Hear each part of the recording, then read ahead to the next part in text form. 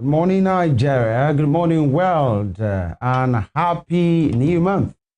Happy October. And of course, we doubles. Today doubles as Nigerians. Nigeria Independence Day. And of course, celebrating, the day anniversary, 65 years of being an independent country. October 1, 1965.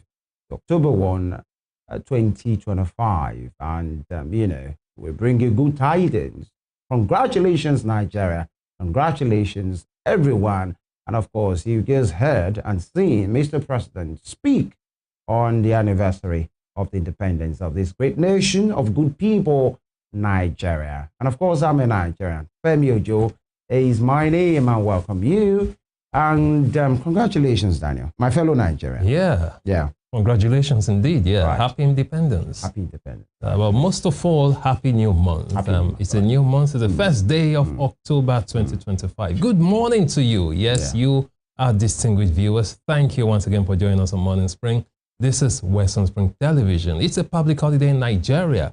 Today, we celebrate our independence. Of course, like Femi said, from 1960 till 2025, we've come a long way. 65 years. So Nigeria is no longer, how do I call it now? A young nation. No, Never. 65 years, we So we have no excuse. That's an elder then. Yeah, so no leader should tell us that, we are still young, we are still, no. 65 years is that's an old man. If you're a human being at 65, you're officially an old man.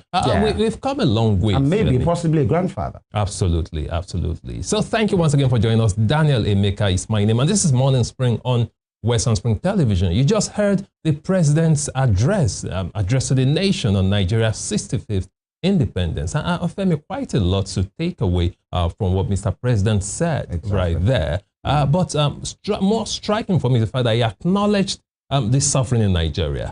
He acknowledged the fact that the high cost of living still persists, inflation, he acknowledged that. Then again, he also gave out some, statistics, reeled out some statistics, to show that Nigeria is actually improving. If you look at the statistics according to him, for instance, said Nigeria saved trillions of naira from removal of, fuel subsidy, which is meant to take care of the people. He said government, in his words, government now has more money at all levels, federal, state, and local governments, to take care of the people. But Femi, the question is, are Nigerians really feeling it?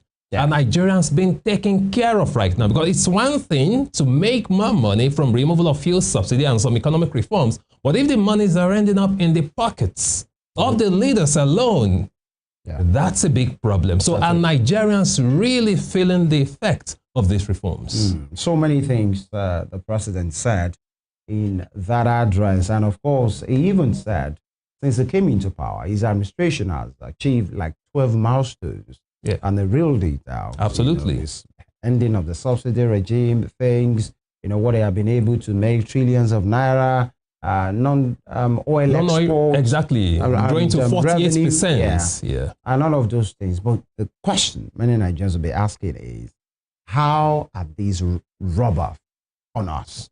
Because a development or progress that needs explanation. I'm not sure many persons will see that as a progress. Part of what he said again, apart from the 12 economic masters that came into power, is the issue of intervention, palliatives.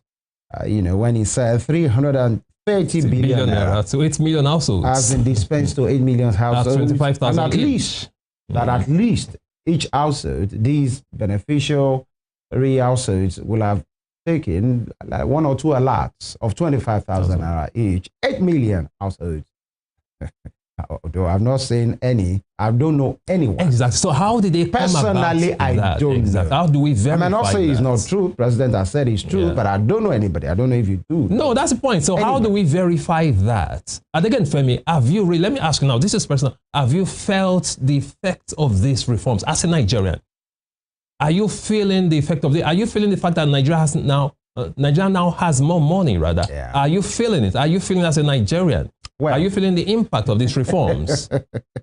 No, don't start acting like a politician. Incidentally, this is not about us, but I know my answer. Yeah, and I'm sure you but know before we go, no. At least we can still share our views here before we go into the interviews. You know, so many things. It's not looking like it, because actually I know how much things used to cost around my personal spendings and all of those things, domestic spendings, you know, all of those things, but things are never the same. And if the government is saying there is more money right now, I'd rather say maybe I'm not seeing it, actually, and maybe I'm not feeling it. Maybe other Nigerians are, but then he talked about the youth as well. He even encouraged them, fly high as you can, you know, because they are the greatest asset, according to him.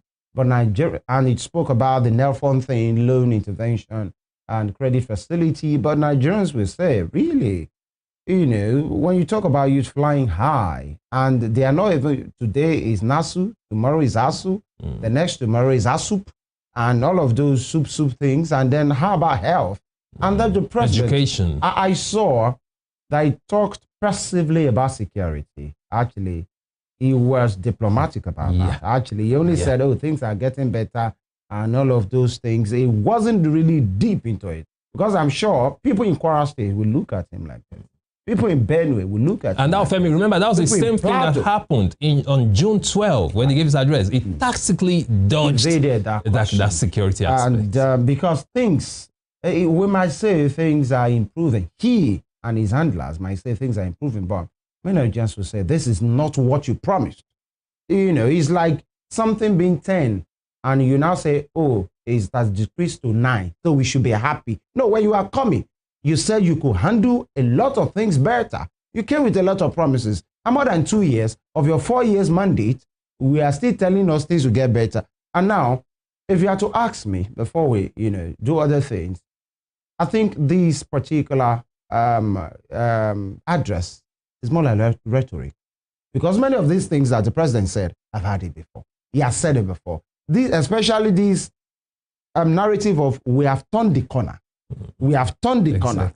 The horizon is getting brightener. We should just be better patient. days are ahead. And that first part of I understand things are hard. That's what the president has always been saying. So what's new? For me, what is new? Quite interesting. Now, if you look at, I was taking a look at the metrics, the statistics, for instance. Truly, Femi, if you look at it, Nigeria has more money. Look at non-oil exports, 48% compared to oil, 52% for the first time. That's good. We are making trillions of naira from, you know, savings from removal of fuel subsidy. That's great. Look at the Nigerian Stock Exchange attracting foreign investment. Femi, we have so much foreign investment now. So we are actually making more money. But Nigerians, obviously, my concern is, Nigerians are still suffering. We are not feeling it. I'm an ordinary Nigerian. I'm an average Nigerian. I am not feeling it. That's the truth. That's the truth. I love Nigeria. I love the president. But we have to tell you the truth. Okay? Perhaps this money, so of course, we are making more money. He said it, that the government has more money, from the federal to state, to local government. They have more money, but it's not getting to us. It's not trickling down to the average Nigerian. And I'm sure this is not just about the president alone. Many state governors as well to be held responsible, because they have more money. That's just the thing. So what have they done? Exactly. Buying cars for House of Assembly members. You know, somebody said it, that some of the times we just look at the parliamentarians. That do you know what happened at the executive level?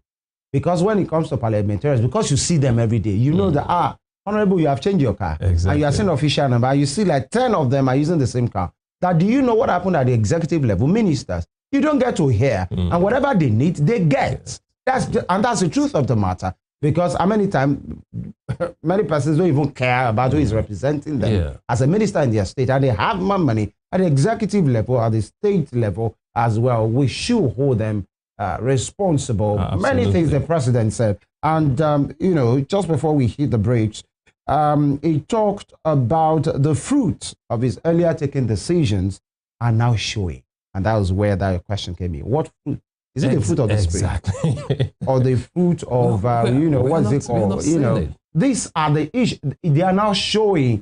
Nigerians will want to know these fruits. What are they? You tell us about NELFON. Okay, fine. And there was even a loan proposal for lecturers of universities that ASUU has said, please keep your thing. Yeah. My child will not be obtaining loan. Me as the father will still be obtaining loan as well. So the two of you will now be servitude, to the system. And these are some of the things as well. But the president has spoken. For me personally, I think it's 8/10 rhetoric. And again, Femi, more worrisome for me is that he did not address the issue of corruption. Because if you say on paper that we are looking good, then where are the funds going to? That's the point. So we are not talking about addressing corruption. So definitely the nation is making more money, making more progress. But where are the results? Where are the, exactly. Where's the fruit? Exactly. Actually. Where's the money flowing to? Because the president is sounding like his policies are working, he's generating more money, he's giving it to the people that should spend it, but that's where it ends. But we are not seeing it exactly. So it has become what we call audio money in Nigeria. So we are not seeing, we are not feeling. You talk about the 330 billion, disbursed to 8 million households at 25,000 naira each. How do we verify that? I don't know anyone, whether close or distant. I don't know personally, and I've not heard. Exactly. And I'm not sure. This is, I think this is Shoboloku Gemed or Olonu. The other people, maybe like 10 streets from here, they are Gbedore. And when you speak to people, is it that they are selected, or that list possibly didn't cut across every local state? Exactly. How did they even come by the list? Who compiled the list? Because there was a list under Sadia Farouk of the humanitarian ministry, humanitarian and whatever, disaster alleviation or eradication and management and all of those things. And Sadia Farouk left. It was under Tinubu, under Buhari. And then Betty Edu came. And just like you said, the case of corruption, what's the status quo on the issue of Betty Edu? Nothing has been done. The former minister, and another person is there. Till now, billions and billions, trader money, market money, trader power, all of those things. Still now, because it's not enough for the president to just say, we are making money. We are giving it, to the people through different interventions. Now, who traces this money? That is the issue here. Is it the SCPC? Is it the EFCC that they have been talking more than they have been acting? And the issue of Yahya will come up when Mr. Okoye, they say, if it doesn't solve that case, no, he will have to resign. Femi, if you ask me, I don't think any progress is meaningful or would be meaningful if we don't tackle corruption in Nigeria. It can never be. I don't care whatever happens. I don't care whatever the president says. You give us statistics, give us figures. Until we tackle corruption in Nigeria, we are just deceiving ourselves. These are just figures. It won't affect the lives of Nigerians. So I don't care if we are doing well. Like I don't care. Exactly. Inside basket. Because it will never be full. Exactly. So no matter what you do, we are okay. Record breaking, in his words, record breaking non-oil export, which is true, 48%. But how has it affected Nigerians? So until we tackle corruption, then we are not doing that. So the major thing for me is talking about corruption and tackling corruption. Otherwise, all these progresses are just, meaningless. Meaningless progress. Audio progress. That's what it will be. After all, the former president and late president Buhari said, if you don't end corruption will end Nigeria. Well, Nigerians will ask him, how much of that quest was he able to achieve when he was there and when he was alive as well as president? And now he's President Bola Ahmed Tinubu's time, and Nigerians are watching to say, what are you doing? But back then, it's not just about gloom and doom alone. The president started when he talked about the progress Nigeria as a state, that we have made from 1960. He said that 1960, there were only 2 tertiary institutions. The Premier University, I was almost in Premier League. The Premier University, University of Ibadan, and Yabat College of Technology. But now, 65 years after, we have many. 247 universities and 183, I guess, polytechnics and several colleges of education. That stands for something. But it's not just the figures that of these universities or tertiary institutions, but the quality. Because some will say 265, 47 universities now. Some will say even in the US, there are some states that has almost half of that, actually. But what is the state of these universities? For me, it's not even the quantity, it's the quality. What are they churning now? Actually, how are they being funded, educational funding, 65 years down the line? What is, now, before, some questions that Nigerian will ask is this. do my state, do my nation, or does my nation have my back? Actually, do you feel proud as a Nigerian? Not because you're a PDP member or because you're an APC member, because you can call one politician. No, as an ordinary Nigerian, that you are not affiliated to any party, do you wake up every day and you feel, I'm happy to be a Nigerian, not just because you choose to be happy, but because the system supports you? How many Nigerians can answer exactly? That because there is a system that supports you. Exactly. That you know that if you have a need, all you have to go through is a process, and maybe you wait a little and they will tell you, oh, you need a loan facility. This is where to go. You can have it for your business. Oh, as something is spot in your area, there is a particular table or desk that attends to that. Or there is an emergency. There are people that you can call. A system, not your Alaga Dubo.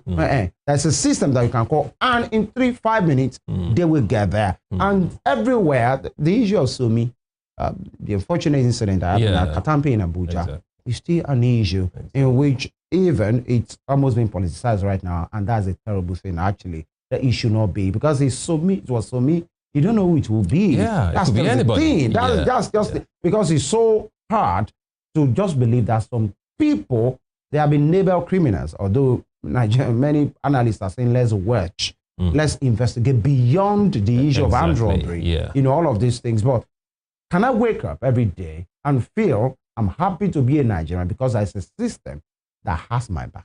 Quite interesting. And again, Femi, it's quite unfortunate. Things are hard. Nigerians are suffering. Just yesterday, I was looking at reports. Cost of rents in Nigeria has skyrocketed. You don't want to go there. Has skyrocketed. 2-bedroom flats renting for as high as 2.5 million naira. How much are Nigerians earning? So the president, thankfully, let's acknowledged when you say 2.5 million, in some places, maybe you want to go to Lekki or Maitama. Not even Lekki, no. In the just average places in Lagos, just on the mainland, yes, in Lagos, on the mainland, as high as that. But is that a system? Is that a state problem or human problem or system problem? It's a system problem, and here's how I mean. We in Nigeria, we have a housing deficit, serious housing deficit in Nigeria. And it is more pronounced in urban areas like Lagos. Because of the migration. Exactly. Now it has shifted to other states. That cost of rent used to be, low. Now everything is going up because they know people don't have, every state capital. Exactly. Not just every Lagos state and Port Harcourt. Before, it used to be just Lagos, Abuja, Port Harcourt. But now every state capital cost of rent has skyrocketed. How much are the people earning? Someone tweeted the other day and said, if you're a Nigerian and you are earning between 200,000 to 300,000, you are no more in the middle class. You are poor. Femi, imagine earning 200 to 300,000 and you are actually really poor. Yeah. And that's the fact. The system has swallowed whatever, and the value of the naira you think you are earning, what can you earn with it? Because for somebody earning 200,000 naira, let's even say, and by the way, if that is a civil service, that means you must be maybe level 10 or 11. Actually, absolutely. Because as a young graduate, that's level 8. You can't earn that. You can't even earn 100,000, with what we have. Minimum wage is 70,000. Let's just feel level 10 or 11, I stand to be corrected, 200,000. Now, how many private entity even pays anybody 200,000? Not even those in the bank. They to show that Nigerians are poor, so suffering. When you earn 200,000 naira and your rent is 1 million naira, you're working for the landlord. If you don't, I'm telling you, I think you have just captured it succinctly. If not, and you don't have multiple source of income, is either you steal, or if you can pay for 1 year, you might not be able to renew the following year. Although when we say, why go for a house of 1 million naira? Okay, maybe you have a house of, as a family person, so many things are difficult to explain. It's not looking good at all. Nigerians are going through the quality.